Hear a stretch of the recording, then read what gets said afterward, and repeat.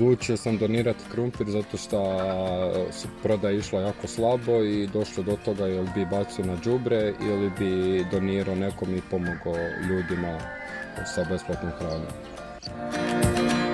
Prodaja išla jako teško zato što prošle godine je krumpir jako dobro rodio i kogod je posadio je imao krumpira, a u trgovačkim centrima su cijene bile jako niske i svi su išli kupovati trgovačke centre, a ne tu.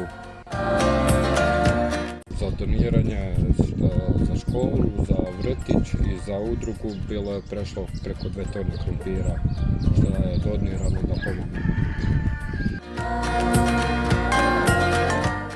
Odlučio sam udruzi Impress donirati zato što sam znao da će krumpir otići ljudima kojima je to najviše potrebnije.